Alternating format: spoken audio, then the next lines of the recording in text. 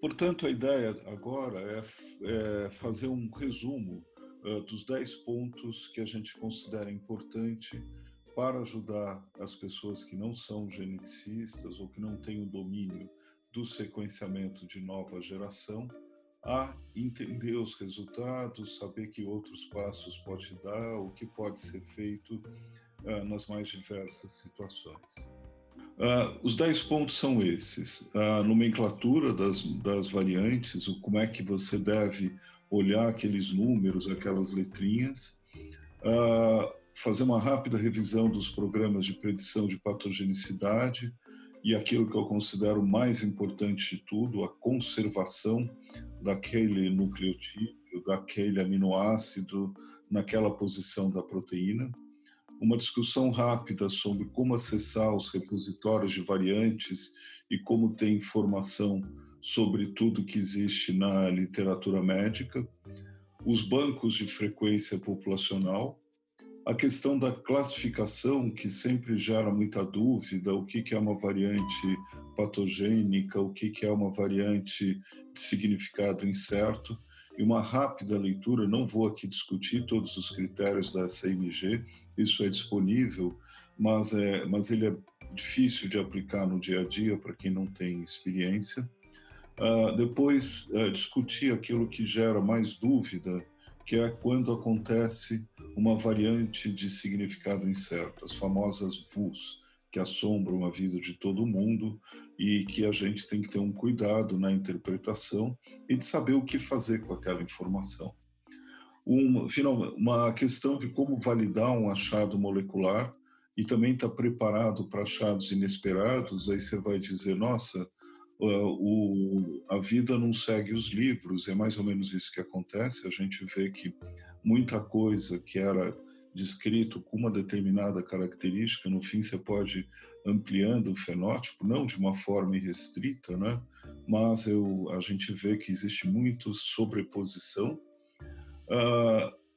Comentar e essa validação ainda, né, pode ser feita por um teste bioquímico. Acho que sempre que você tem a possibilidade de ter uma confirmação molecular e bioquímica, é o mundo dos sonhos. Isso, infelizmente, nem sempre é possível, mas a clínica ajuda, exames de imagem, a gente tem que cercar de tudo que tem à mão para dizer, não, isso faz sentido. Muitas vezes a única coisa que sustenta o diagnóstico é mesmo o teste genético, uma vez que os outros exames complementares podem não acusar nada. É importante, essa é uma pergunta recorrente que sempre fazem quando se faz sequenciamento de nova geração. Dá para ver mitocôndria? Dá.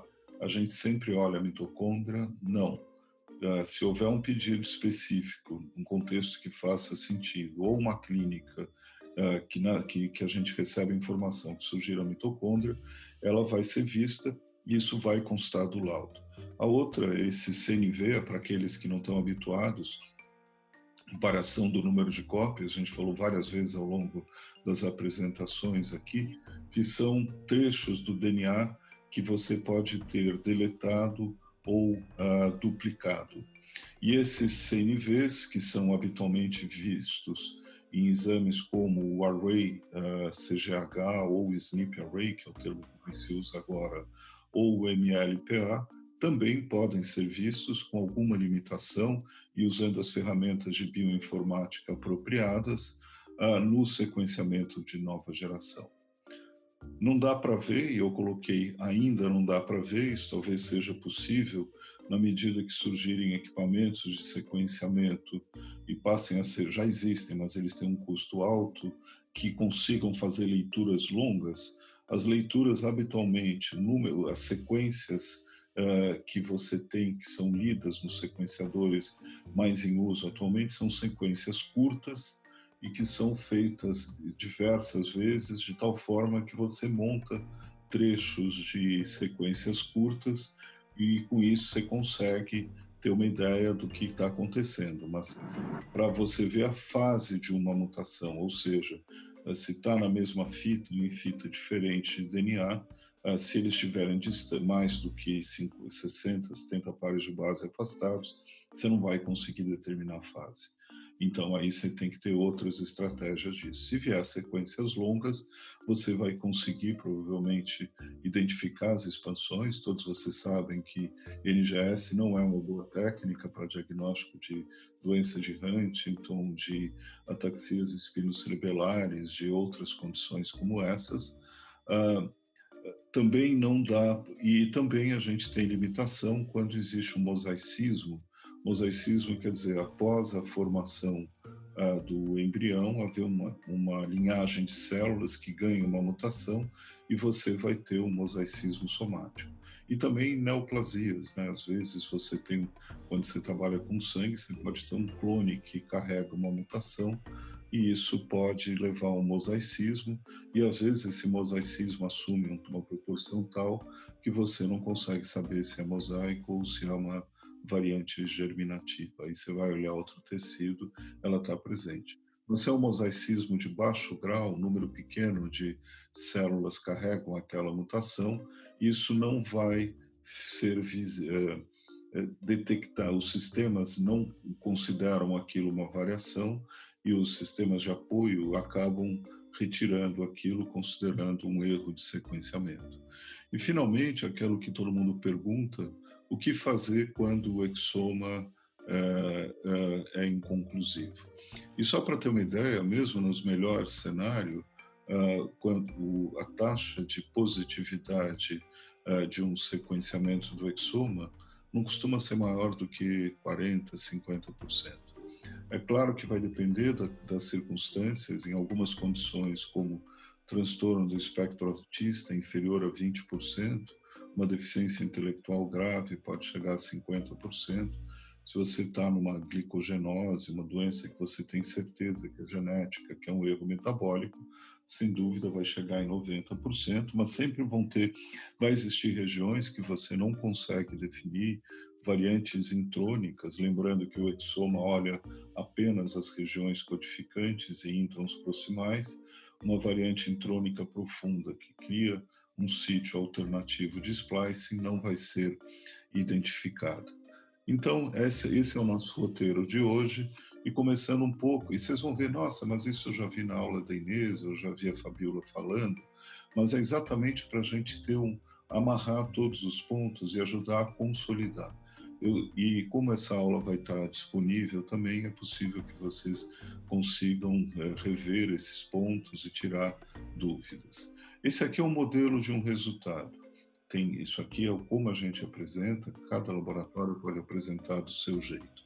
O que a gente vê aqui? A gente tem o nome da doença, no caso é uma síndrome de Wolfram, que é chamada, onde você tem diabetes insípidos, diabetes mellitus, atrofia óptica e surdez, e entrou porque havia uma história de atrofia do nervo óptico a partir dos 3 anos. Esse númerozinho aqui que aparece com o hashtag é um número OMIM, ele é um identificador único. Se vocês fizerem uma busca no Google ou entrar no OMIM e colocar esse número, vai te direcionar à síndrome de Wolfram. E existe um número para o gene, e normalmente ele ganha um asterisco, e um número para a doença. Um gene pode ter mais de uma doença, e aí ele vai ganhando vários hashtags. Então, essa é uma coisa universal. O OMIM quer dizer Online Mendelian Inheritance in Man. Tá? E alguns tiram o O, porque ela no passado estava em papel, então pode ser chamado de MIM também. Todo gene tem uma abreviatura, e os nomes dos genes são às vezes os mais estapafúrdios. Às vezes a gente coleciona nome de gene esquisito. Tem um dos mais famosos, é o Sonic Hedgehog, que foi feito foi dado por um pós-doc que era, como você deve imaginar, era viciado em videogame. Depois, a outra coisa que a gente vê aqui é a posição. Essa posição é a posição no genoma de referência. Então, toda a nossa conversa em termos de genética é baseado num genoma que é de consenso. Mas esse genoma de referência mudou ao longo dos anos. Então, a primeira coisa que vocês têm que tomar cuidado é, quando forem buscar uma variante, saber se está no GRCH19, que é o mais de 1900 2009, ou se está na versão mais nova, que é o GRCH38, que ele é mais completo, ele tem regiões que estão no 38 que não estavam no 19, tá? Então, essa numeração muda, mas a mudança da numeração não tem uma implicação sobre o efeito alteração que você tem na análise, quer dizer, não vai ter a variante não vai mudar as características. E aqui a gente tem, eu não quero nunca vocês perguntando por que o G é maior que o A ou por que o A é maior que o G. Essa seta simplesmente significa que o que era GC-TC virou G, ou seja, perdeu 4 nucleotídeos. Isso aqui é a notação genômica que é sempre feita da esquerda para a direita. Isso aqui dá nó na cabeça, nesse caso, felizmente, está na mesma direção. Esse gene, a fita cópia, ela está no sentido da esquerda para a direita. Ela podia estar na fita inversa, e aí aqui, em vez de ter CT, a gente teria na notação do DNA codificante AG, mas é basicamente a fita complementar. Aí você tem a consequência, isso é difícil, as pessoas ficam todas atrapalhadas. Você tem 20 aminoácidos, você tem abreviaturas de 3 letras e abreviatura de uma letra só. A gente prefere usar de 3 letras, que é mais fácil, mas mesmo assim tem ambiguidade. Se você encontra GLN, você pode ficar em dúvida se é glutamina, que é o caso correto, ou uma glicina, por exemplo. Então, as duas anotações são corretas. E aí aparece esse Pzinho é proteína, esse Czinho é DNA codificante. E aqui poderia ter um G ponto, significando que é o genômico. Essas são as anotações mais usadas. Então, você tem um P ponto, val de valina, na posição 412 vira uma serina, e isso leva a uma mudança do quadro de leitura. Esse número grande aqui embaixo se refere ao transcrito. Vocês têm que lembrar que um gene pode ter múltiplos transcritos, então não vale a pena se perguntar, mas em que exon está isso? O exon vai depender do transcrito. Você tem transcritos que tem genes que têm pontos de início diferentes, então o exon 1 de um transcrito pode ser um exon inteiramente diferente do exon 1 de outro transcrito. E, por fim, a questão de se está em homozigose ou se está em heterozigose, ou se, no caso do ligado ao X, o termo correto de se usar um menino que tem uma mutação num gene localizado no cromossomo X, a gente usa o termo hemizigose, tá? Hemizigose, heterozigose, homozigose. Bom, isso aqui é da nomenclatura. E aí, o que significa isso? Vocês estão lembrados aqui que aqui eu tive uma deleção de 4 nucleotídeos na posição genômica que aparece aqui, e quando eu olho isso no sistema que chama Integrative Genomic Viewer, é um sistema computacional que gera, você vê que aqui tem um buraco nessa região. Ou seja, aparece algumas coisinhas aqui, mas provavelmente isso é ponta de leitura, mas do total de 155 leituras que tem nessa região, aqui é praticamente zero. Ou seja, tem uma deleção de 4 nucleotídeos, e vocês sabem bem que uma deleção ou duplicação que não é múltiplo de 3 acaba levando a uma mudança do quadro de leitura, que por sua vez também é chamada de frame shift, em inglês, uma mudança do quadro de leitura, que vai passar a ler um quadro de leitura diferente e que acaba levando a um códon de parada, normalmente leva a um códon de parada prematuro, a não ser que seja lá no final do gene. Então, voltando aqui, Val 412, serina, isso aqui levou uma mudança do quadro de leitura e vai ter um códon de parada 29 nucleotídeos depois. E essa proteína até chegar no códon de parada, vai ser anormal. Bom, então, lembrando desses pontos principais: nomenclatura, posição genômica, posição dos DNA codificante, que tem o Czinho na frente, da proteína. Essas 3 coisas você tem que saber. Tem que decorar nome de aminoácido, não tem que decorar nada. Se estiverem em dúvida, entra aí, tem tabela para tudo, mas no fim, a gente, como usa muito, acaba sabendo isso. Sempre me perguntam, de aspartato ou glutamato? Aí você tem essas coisas que você acaba decorando, não precisa. O segundo ponto que é importante quando você faz uma análise de um sequenciamento é que existem programas que vão servir para prever se aquela alteração é patogênica ou não. E o ponto talvez fundamental na investigação da patogenicidade é saber a conservação. Então, os programas de predição de patogenicidade, eles usam várias características, o tipo de substituição, o efeito esperado sobre a proteína, modelagem, etc. Mas uma das mais críticas é a conservação. Eu vou comentar isso depois. Aqui um outro exemplo, um paciente com uma suspeita clínica de doença de Wilson, fez o sequenciamento, achou 2 alterações no gene ATP7B, elas estão em posições distantes uma da outra. Isso aqui, eu não sei se está no mesmo exon, provavelmente não, mas isso eu não consigo saber se elas estão na mesma fita de DNA ou em fitas distintas.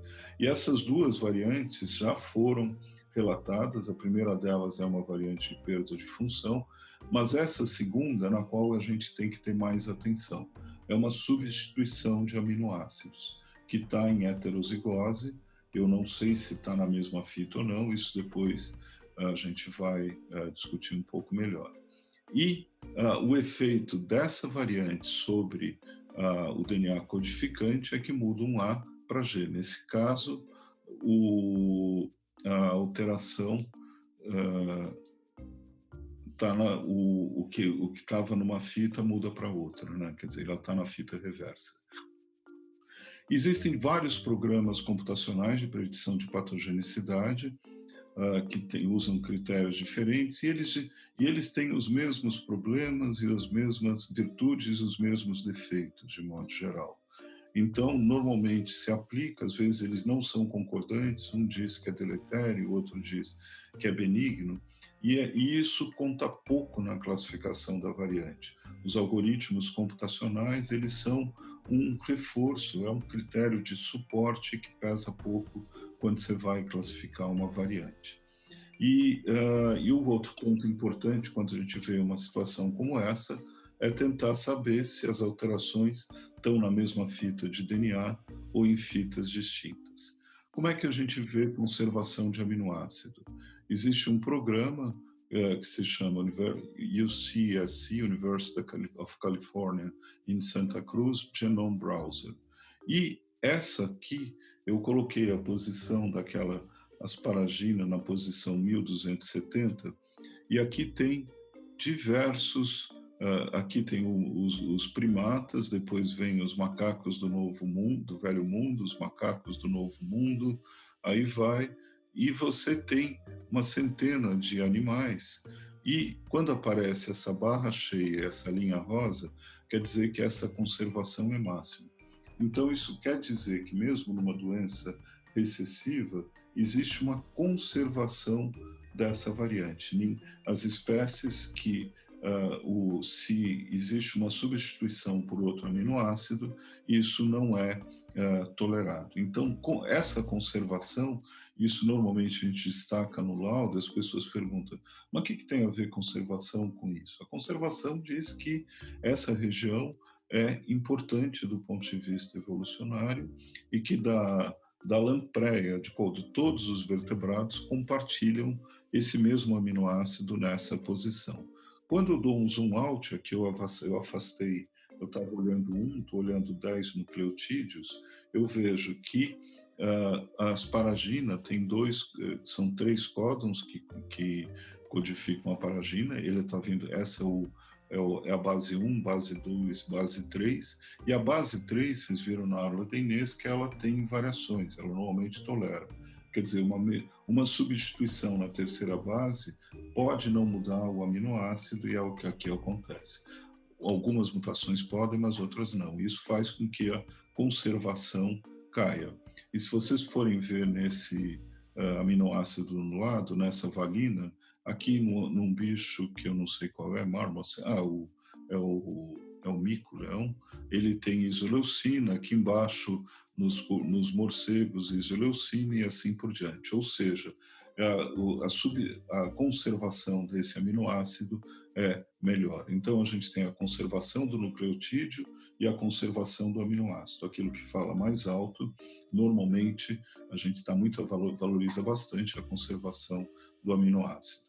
Então, a gente viu variantes, programas de predição, conservação, e aí a gente tem que ir atrás de informações sobre aquilo que você encontrou. E aí tem os chamados repositórios de variantes, são alguns bancos. O mais usado atualmente é um que chama-se ClinVar, publicamente acessível, como é o Santa Cruz, e não tem nenhum tipo de bloqueio. Um outro mais antigo chama-se HGMD, Human Genetic Mutation Database. Esse é de acesso mais limitado. Tem um programa que tem um acesso, se você tem alguma vinculação acadêmica, você acessa sem custos, e outros que depende de pagar. Mas ele está perdendo relevância com relação ao ClinVar, que eu já vou explicar um pouquinho como funciona, que é um programa que você manda as variantes que você identificou e dá e como você classificou. Uma vez que há quase um consenso mundial em usar critérios comuns, esses dados acabam muitas vezes tendo uma concordância, porém nem sempre isso acontece. E tem ainda um banco que chama Leiden Online Variant Database, que é mantido na Holanda, mas é um banco que no começo era curado, havia curadores para uma das doenças, mas isso se perdeu. Eu acho que daqui a uns anos o banco que está ganhando mais força, que tem mais dados e mais bem estruturado, é esse do ClinVar, que está junto com o OMIM, está junto com o PubMed, é mantido da mesma forma. Então aqui, novamente, eu voltei ao nosso conhecido Genome Browser do Santa Cruz, onde está aquela região do 1270, asparagina 1270, e vocês veem algumas coisas. Aqui eu tenho diferentes transcritos. Lembra aquilo que eu falei? Quer dizer, não adianta dizer, em que exon está. Tudo vai depender do transcrito. Aqui é uma outra nomenclatura dos transcritos, não é a que a gente usa, e aquela que e você vê que num transcrito é 1270, outro 1063, e assim por diante. Então vem a confusão que é. Se você fala, se você não diz o que exatamente você quer, fica difícil adivinhar. E aqui, no próprio Santa Cruz, o ClinVar mostra que nessa posição tem alguma coisa. E se você clicar nessa barrinha vermelha, vai acontecer o seguinte, você vai ser jogado para o ClinVar. Então, eles integram no Santa Cruz coisas que estão no ClinVar, e no ClinVar você vai ter informação sobre essa asparagina 1270 serina, o efeito, o nucleotídeo que é alterado, então aqui o DNA codificante 3090-3809 vira de A para G, e aí tem você pode usar essa referência, ela ganha um número que é o Variation ID é o 3859, cada variação vai ganhando um número, são mais de 100 mil, e junto com isso existem informações sobre o que os laboratórios clínicos ou de pesquisa no mundo acham sobre aquela variante. E ela tinha sido submetida como patogênica, quer dizer, não havia dúvida, por 10 laboratórios. E tinha citações vinculadas a essa variante em 19 publicações. Isso tem que ter um pouquinho de cuidado, que nem sempre o que está nessa listagem é realmente relacionado àquela variação. mas é um instrumento que ajuda muito, né? Então, você combinando Santa Cruz com Pinvar, você consegue navegar, porque se fosse depender de fazer uma busca no PubMed, você ia se dar mal, porque é muito complicado achar no PubMed o que se sabe sobre aquela variação. Bom, então ainda a gente está indo para o outro ponto que é relevante. A gente viu agora as informações que tem na literatura e como os bancos contribuem. As pessoas já me perguntaram se a Mendelix manda os dados para o Clivar, a gente manda. A gente acho que é o maior é o laboratório que mais submete. Não é obrigatório, é uma coisa voluntária. É o laboratório que, fora dos Estados Unidos, que mais submeteu variantes, tá? Você pode justificar, você pode simplesmente dizer essa é a minha classificação. Isso é importante porque vai ganhando mais informação e muitas vezes, quase toda semana, a gente recebe pedidos de informações, mais dados. Esses dados do ClinVar são inteiramente anônimos e, no termo de consentimento, as pessoas já são informadas que essas informações são compartilhadas com bancos mundiais. A frequência populacional é outra coisa fundamental para a gente interpretar. E é importante você ter uma dimensão. Eu prefiro usar um número que te dê uma ideia melhor. Quer dizer, se você tem uma base de 141 mil indivíduos e não achou em ninguém, isso é uma coisa relevante. Se você fala, se essa tua base foi de 5 mil, pode não ser tão relevante. Então, é importante você caracterizar qual é o teu universo amostral e qual a frequência dessa variante nesse hemisfério, nesse universo amostral.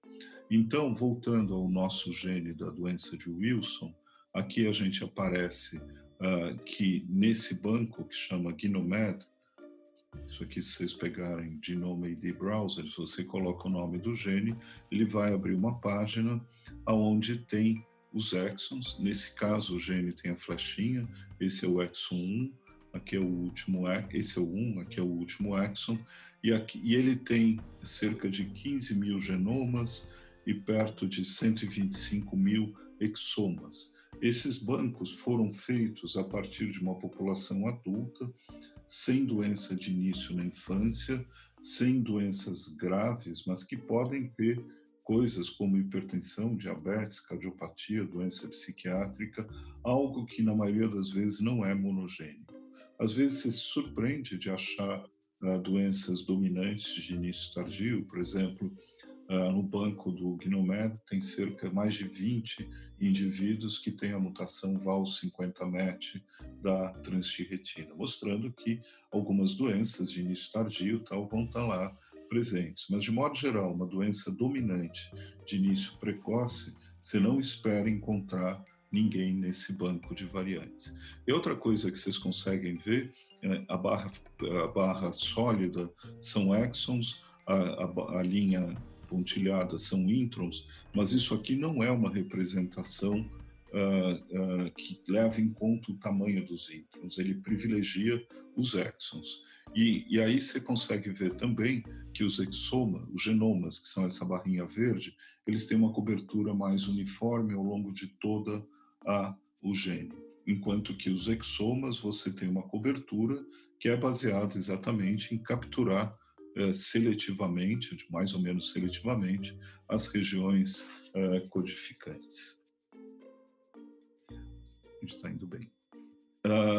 Aí, a outra coisa que a gente pode olhar, e aqui voltando ao exemplo do gene ATP7B, da variante ASP 1270 serina, é a frequência dela na população. Então, aqui em exomas, em genomas, esse número 249 mil são alelos, então representa mais ou menos 125 mil pessoas, aqui 15 mil genomas, um total de mais ou menos 140 mil, 55 heterozigotos. E olha só o que aconteceu, tem um homozigoto. Isso transforma essa variante em benigna? Não, é possível que seja, não sei quem é esse indivíduo, mas essa variante é uma variante mais branda, e é possível até que um hemozigoto não manifeste muito tardiamente a doença. E ainda aparece a distribuição na população.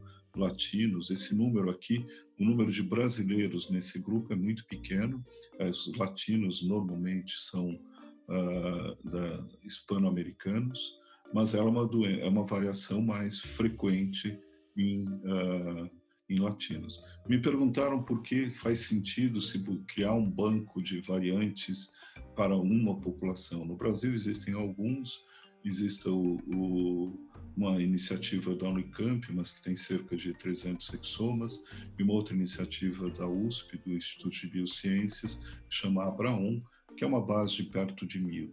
Eu acho que o ideal seria que todas essas buscas, esse grupo, tivesse integrado numa base única. Espero que um dia isso aconteça. Tem uma subrepresentação de asiáticos e de africanos. Isso pode ser um problema quando se avalia a população brasileira. O quinto tópico que eu queria comentar com vocês é o da classificação das variantes.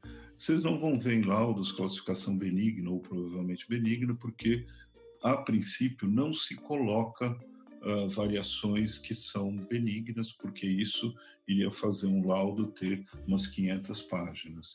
Existem muitas variações que são benignas e provavelmente benignas, um número muito grande de variantes que são de significado incerto, mas depois tem as provavelmente patogênicas e patogênicas. Existem critérios que eu não vou detalhar, mas que fazem com que você classifique uma numa determinada categoria e outra noutra. A área que dá mais problema para a gente é as variantes de significado incerto. Eu vou detalhar isso um pouco adiante.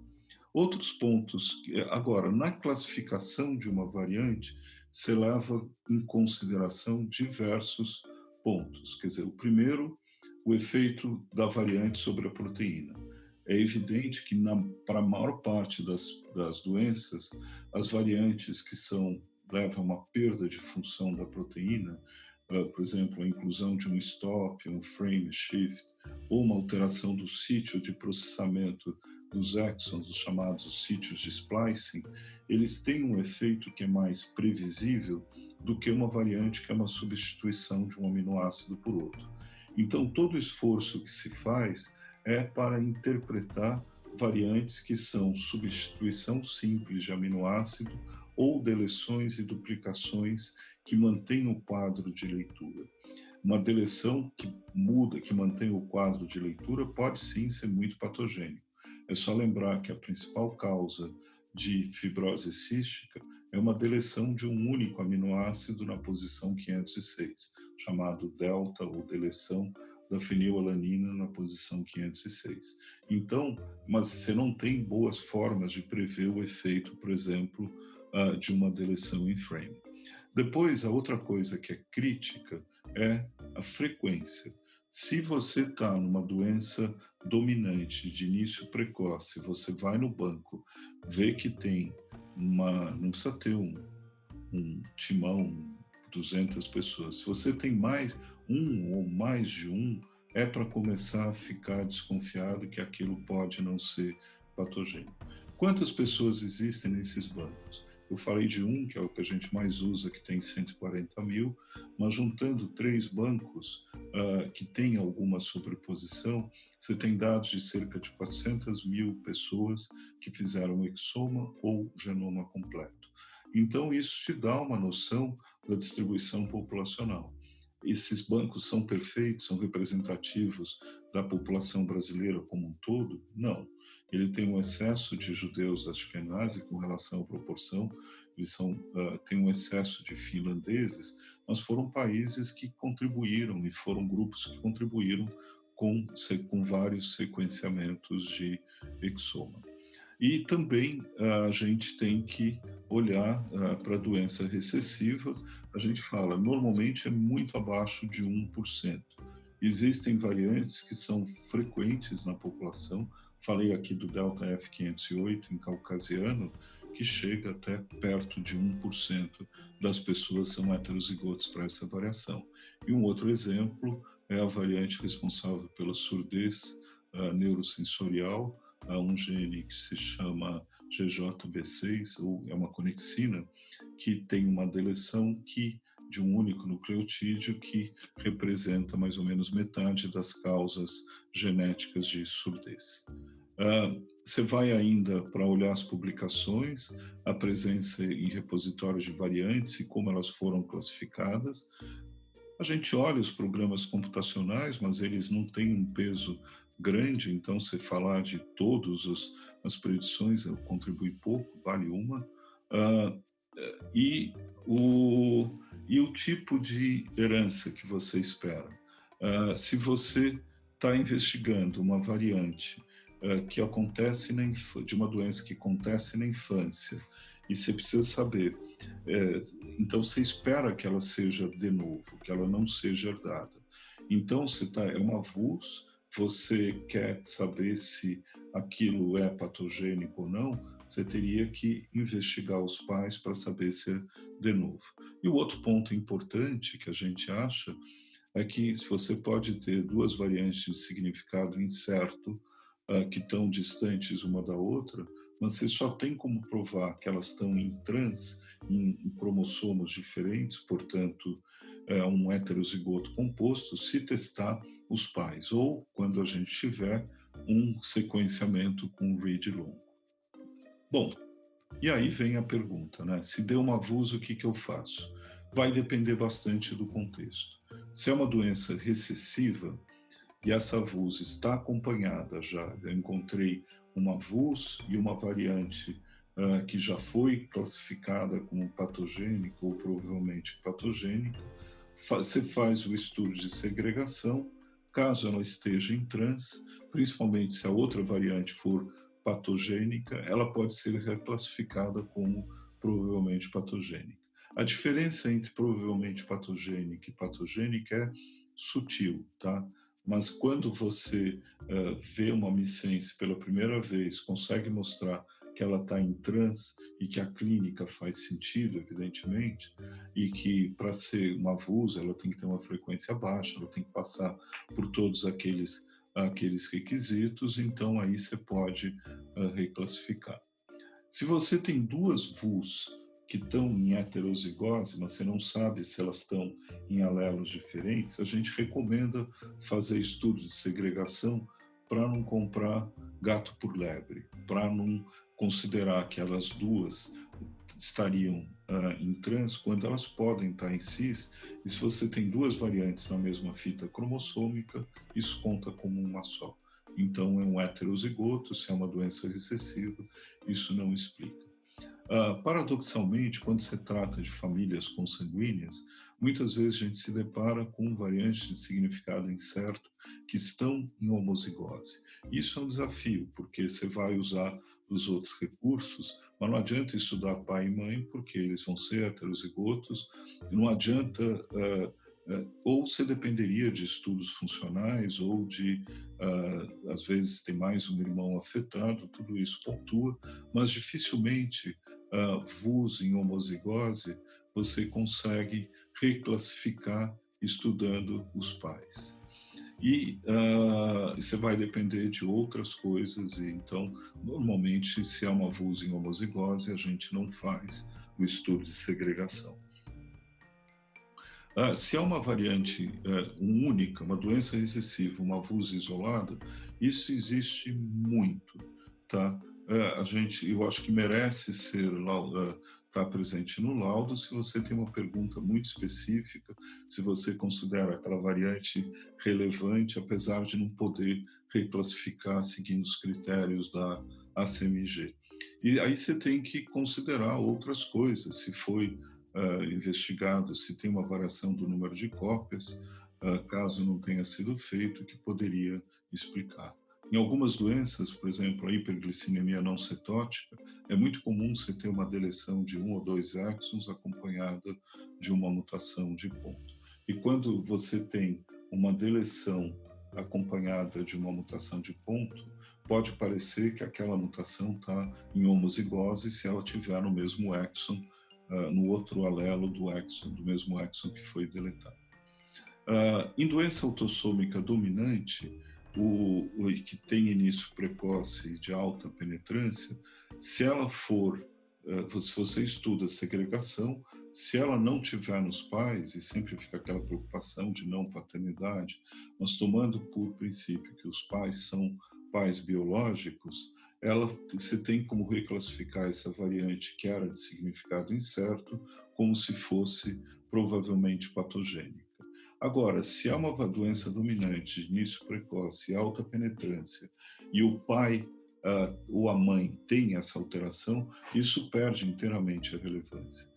Às vezes a gente testa e informa que os genitores não têm, a família fica assim, mas eu quero saber quem. Não faz nenhuma diferença. Aquilo não é uma alteração relevante. E aí, se o outro contexto que pode ser o de uma doença dominante de início tardio,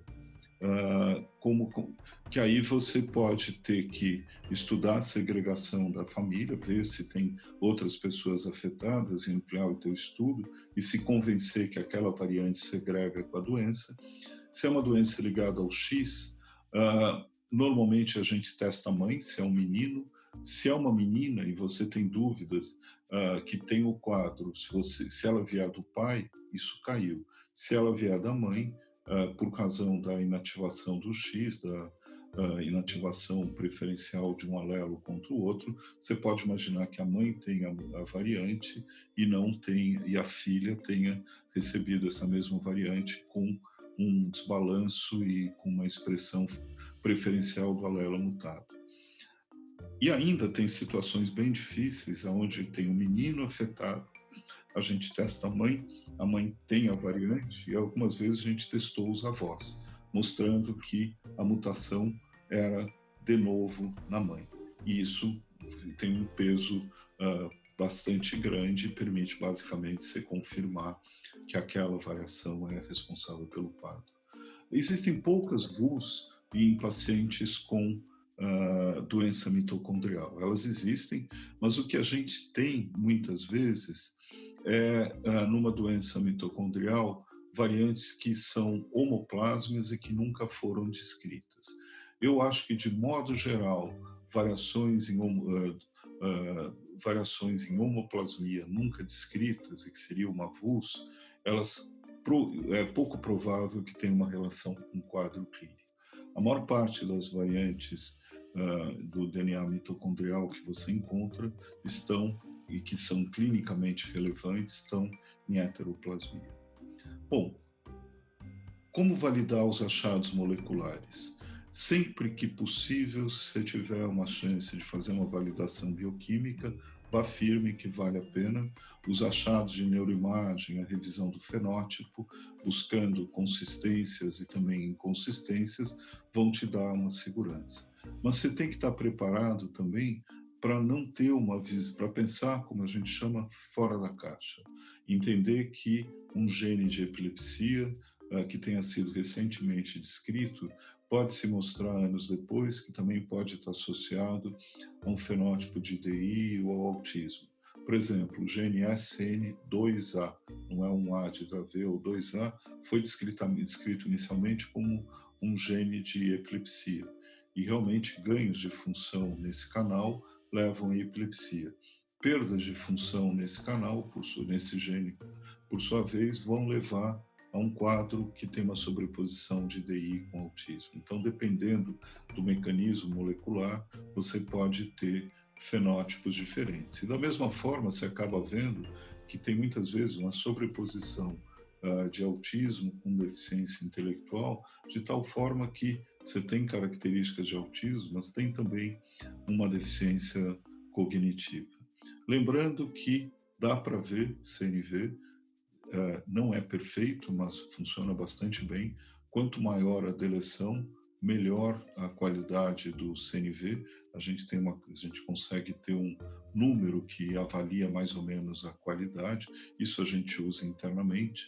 Mas basicamente a ideia é que quando você faz um sequenciamento, você corre várias amostras juntas e uma serve de controle com a outra, de tal forma que ao final você vê diferenças do número de cópias, do número de leituras que se obtém e que provavelmente traduzem o número de cópias que essa região tem.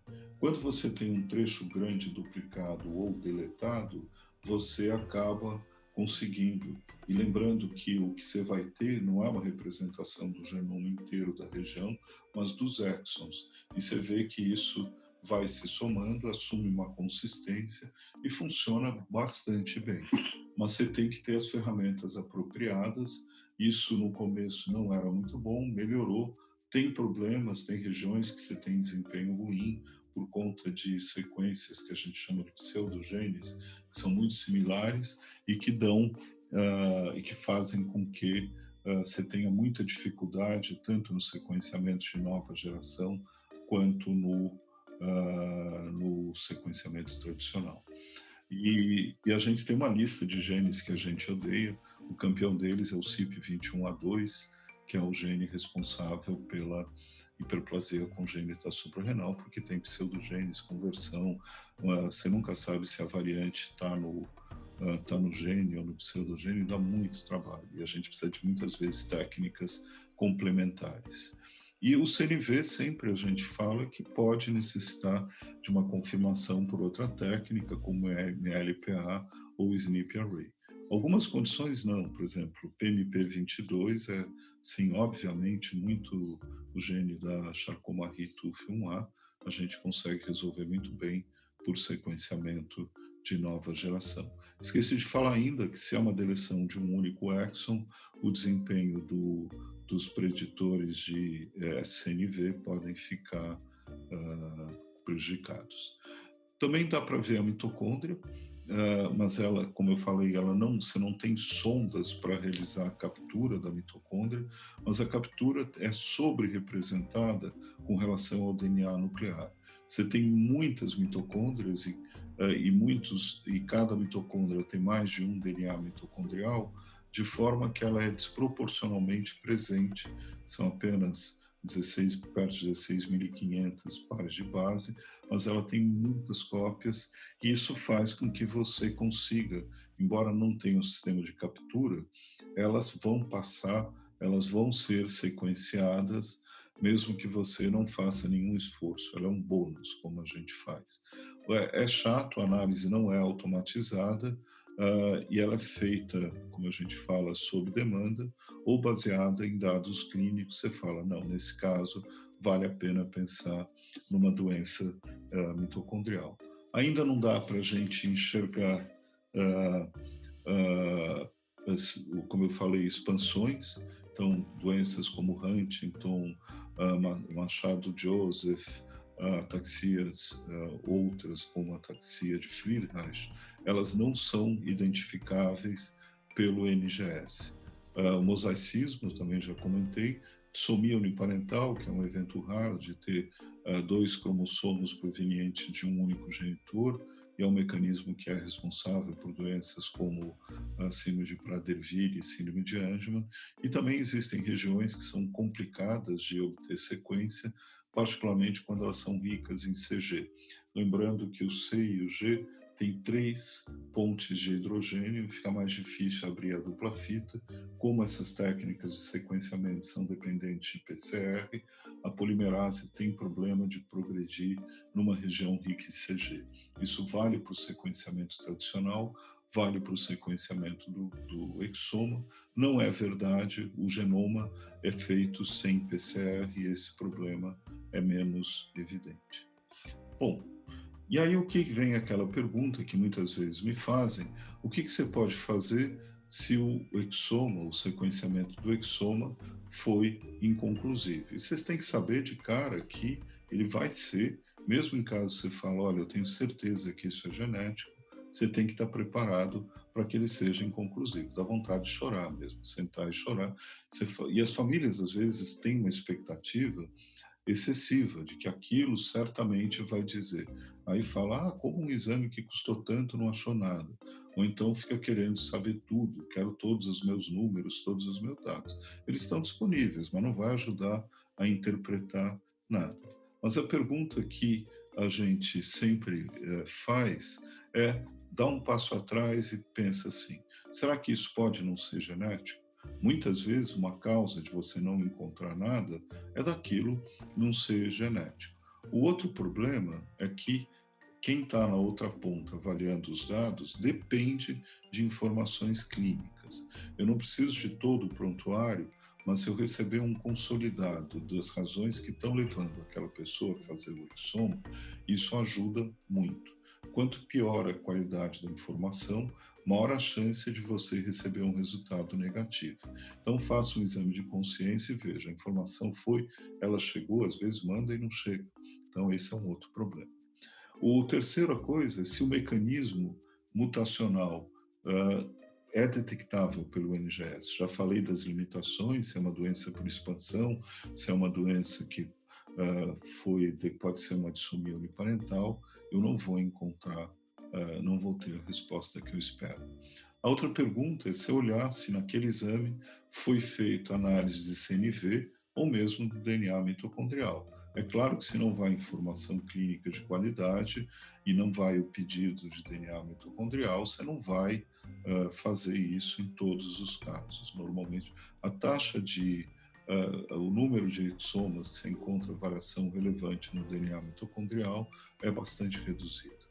E se um exoma que tem como resultado uma VUS não é um exoma que eu chamo conclusivo, ele pode ser considerado negativo, mas essa VUS passou por aqueles procedimentos que são necessários para você validar se é uma doença dominante, se foi herdada ou não. Se foi herdada, ela perde a relevância, se é de novo, ela provavelmente é a explicação para o quadro. Então, essas coisas têm que estar na cabeça de vocês quando recebem um exame.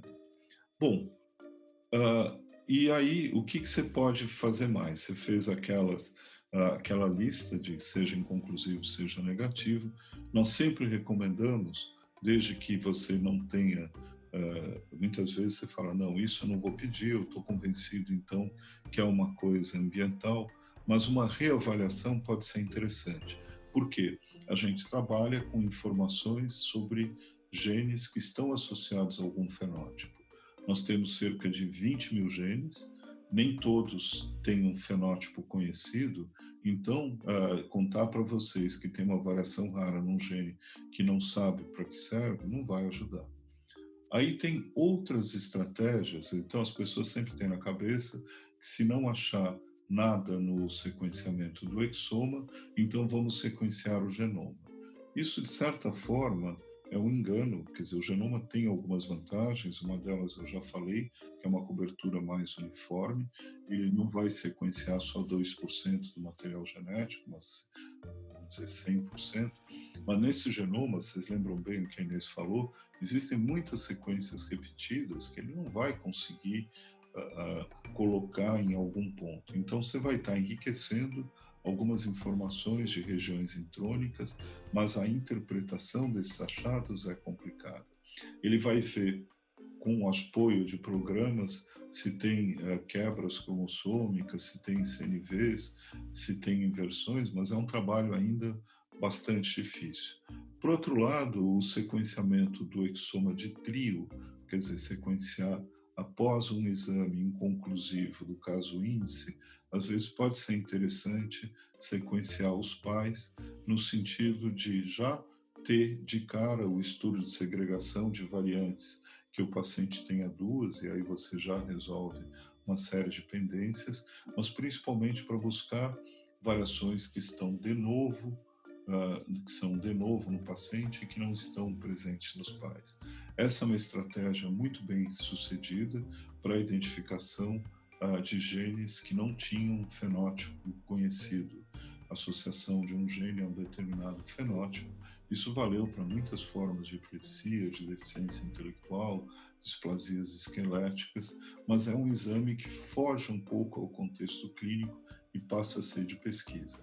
E isso também tornou possível atualmente pela existência de programas colaborativos onde você tem um apoio, você consegue colocar que você identificou uma variante de novo num gene determinado e você busca em outros grupos no mundo inteiro, através de uma ferramenta que chama GeneMatcher, se tem mais alguém que está encontrando alterações nesses genes. Dessa forma, você acaba formando consórcios informais para estudar algumas doenças, e nós sim, nos envolvemos em vários, deve ter pelo menos uns 10 em andamento e pelo menos 15 genes nos quais a gente participou a partir de, seja exoma de trio, mas mais frequentemente usando outras ferramentas, suspeitando de um gene sem fenótipo e buscando e investigando os pais.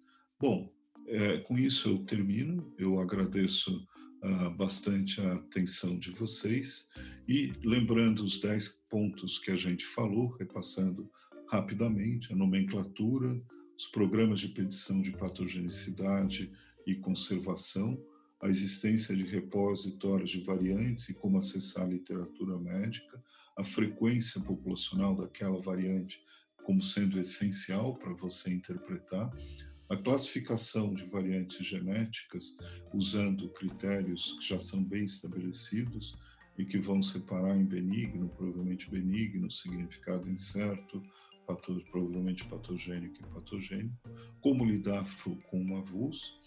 A validação dos achados moleculares é sempre relevante, está preparado para a expansão de fenótipos. Lembrar que no sequenciamento de nova geração dá sim para ver variações do número de cópias e dá para olhar a mitocôndria, mas ainda não dá para ver expansões, se dependeria de reads mais longos, e mosaicismo é difícil, particularmente se for de baixa frequência. E, finalmente, a última discussão foi o que fazer caso o exoma seja inconclusivo.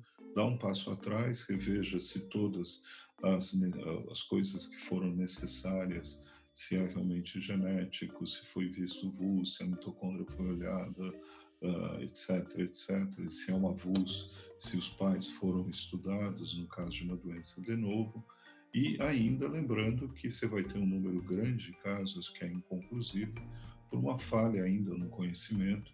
Então, olhar por mais depois de 2 anos pode ser uma estratégia interessante, e usando com moderação exoma de trio, genoma, nunca de cara. Sempre eu acho que você começa mesmo com um exoma único. Queria agradecer a atenção de todos vocês. Obrigado por todos.